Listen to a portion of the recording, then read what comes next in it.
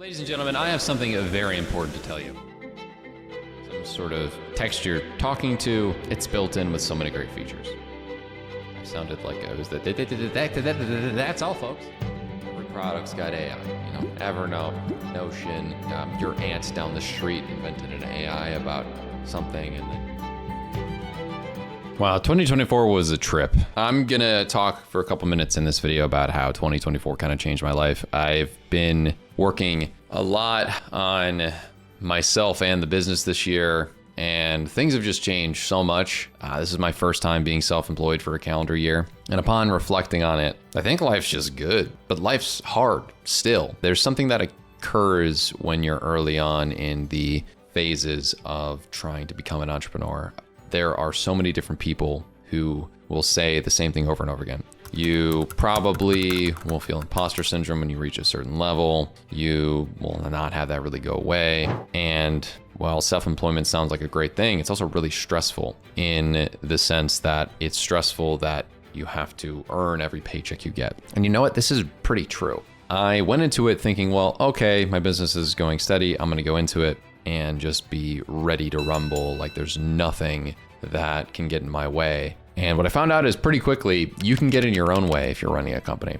So I have been full-time on this since October of last year. So it's been over a calendar year. And this entire year, personally and professionally, has felt like a positive momentum based struggle. Like I knew I was always moving forward, but it was hard. Do I work less than I used to when I had a job? I'm actually not quite sure about that. I work a lot more throughout the whole day than I used to. I think I used to stop after dinner more when I was at my previous job. And it's because I don't have that sort of safety net built up yet. The company isn't large enough for me to feel comfortable not continuing to grind out a lot of different projects. And I get ideas and I run the whole day with it.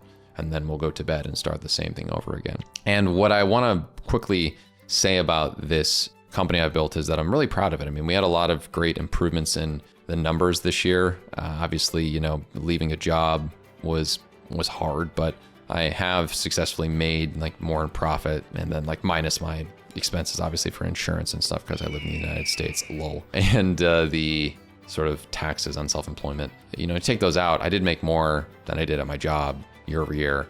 So I'm very grateful for that effort that I put in. And the fact of the matter is a lot of that came in towards like the middle and end of the year. And that was stressful for me. I started my new business and basically I'm working towards something and building a lot of things. And I saw obviously results, but I didn't see the results I wanted. And I'm starting to see those results now come to fruition. And it is exciting, but stressful at the same time for pretty much one or two specific reasons. One, it's still all pretty much predicated on me as maybe less of operations, even though I still do a lot of recording, obviously, for my business, but still me completely for the brain trust, which is something that if you are someone who's getting into business, if you don't like problem solving, please don't start your own business. I think I'm one of the better problem solvers that I know. I think about things in decently unique ways based on conversations I've had with other people, and I usually just will end up trying to solve it myself because that's my personality. If you don't have this type of personality, don't start a business. It is not for you. I'm gonna be honest. I deal with this all the time. Everything's your fault. Every problem you have to solve. You don't get a boss to bail you out. And early on, you don't have the ability to hire people who have like a lot of experience who can help you in ways. Sure, I have great people that work with me, and that's not necessarily an issue. It's just fact of the matter is, brain trust wise, it is still like all my initiatives, all my ideas. And if you're working with someone who's yourself all the time, because I'm my own boss, you got to know. You have to be the one to bail yourself out. It's not going to be the people working for or with you. So I just feel like in this year, though, I have grown a lot personally. I had a bit of an issue getting to the gym for a lot of this year, but I got back into running this summer and have been working out more consistently, which has been awesome. I won a local 5K. It was the Stan's Donuts 5K in Chicago. I won it this summer, and it wasn't that fast, but it was pretty entertaining. Met some new people who I've enjoyed, gotten deeper with my faith, which I've been very grateful for. And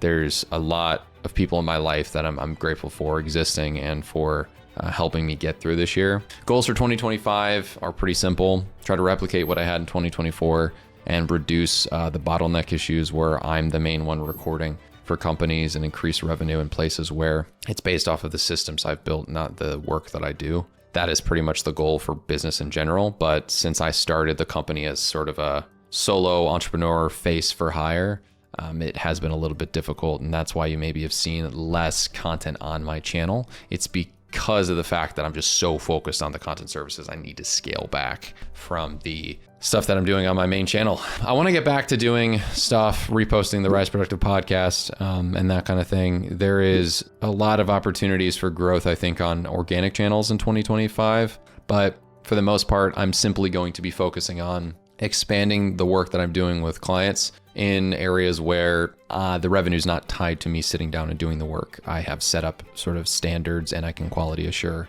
the work of others. That would be the goal. Unfortunately, that is still the biggest hurdle I have to solve in 2025. So if anybody is aware of someone who's open to doing recordings or anything like that, let me know. I'm trying to think of any creative solutions. I have some really solid creative solutions coming through the pipeline, but between all the automations I've done, it saved a lot of man hours. I'm just needing to get some people who are great at researching and writing content scripts and screen recording. So that's kind of what my goal is for 2025. And my goal is to post more here in positive ways and post more about this brand, post shorts, post LinkedIn posts, and maybe even get back to the newsletter. I am considering the Rise Productive podcast reboot to be more actually just a log of what's going on with my company, and then using that content to post about it on LinkedIn and my newsletter so that it will kind of be a place for people to go to keep up to date with, SaaS and SaaS content,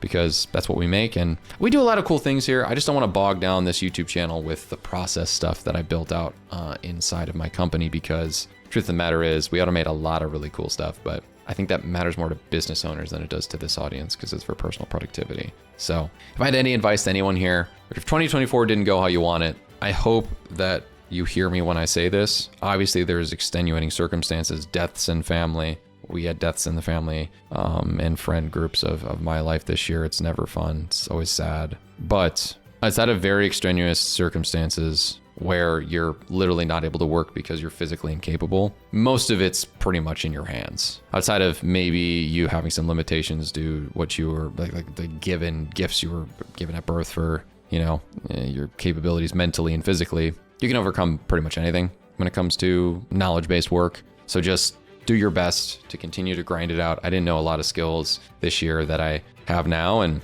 I thought I was pretty bad at sales when I started. I'm much better at sales. I'm pretty confident when I go to sales calls now. It's pretty fun. So between that and other skills that I've learned, definitely a great improvement for me in 2024, and 2025 is going to be that much better. So if you like this video, please make sure to hit that like button, subscribe, and look out for more content coming from Rise Productive in 2025. See you in the next one.